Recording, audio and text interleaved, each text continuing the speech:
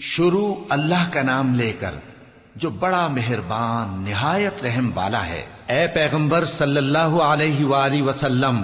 مسلمانوں سے کہہ دو کہ جب اپنی بیویوں کو طلاق دینے لگو تو ان کی عدت کو پیش نظر رکھ کر طلاق دو اور عدت کا شمار رکھو، اور اللہ سے جو تمہارا پروردگار ہے ڈرو۔ نہ تو تم ہی ان کو ایام عدت میں ان کے گھروں سے نکالو اور نہ وہ خود ہی نکلیں،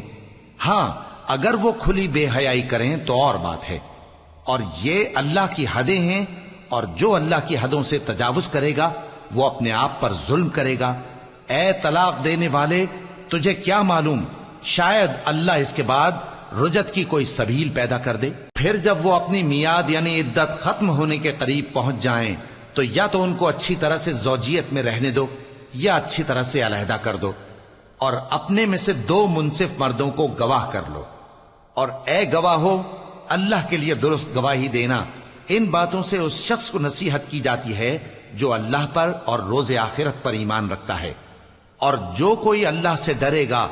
وہ اس کے لیے رنج و غم سے نجات کی صورت پیدا کر دے گا، اور اس کو ایسی جگہ سے رزق دے گا جہاں سے اس کو وہم و گمان بھی نہ ہو،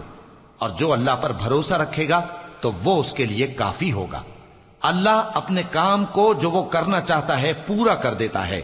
اللہ نے ہر چیز کا اندازہ مقرر کر رکھا ہے۔ اور تمہاری طلاق والی بیویاں جو حیض سے نا امید ہو چکی ہوں، اگر تم کو ان کی عدت کے بارے میں شبہ ہو تو ان کی عدت 3 مہینے ہے، اور جن کو ابھی حیض نہیں آنے لگا ان کی عدت بھی یہی ہے۔ اور حمل والی عورتوں کی عدت وضع حمل یعنی بچہ جننے تک ہے، اور جو اللہ سے ڈرے گا اللہ اس کے کام میں سہولت پیدا کر دے گا۔ یہ اللہ کا حکم ہے جو اس نے تم پر نازل کیا ہے، اور جو اللہ سے ڈرے گا وہ اس سے اس کے گناہ دور کر دے گا اور اسے اجر عظیم بخشے گا۔ طلاق والی عورتوں کو ایام عدت میں اپنی حیثیت کے مطابق وہیں رکھو جہاں خود رہتے ہو، اور ان کو تنگ کرنے کے لیے تکلیف نہ دو،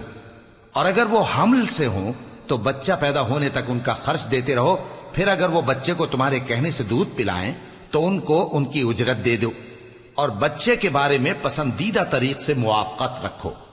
اور اگر باہم ضد اور نا اتفاقی کرو گے تو بچے کو اس کے باپ کے کہنے سے کوئی اور عورت دودھ پلائے گی۔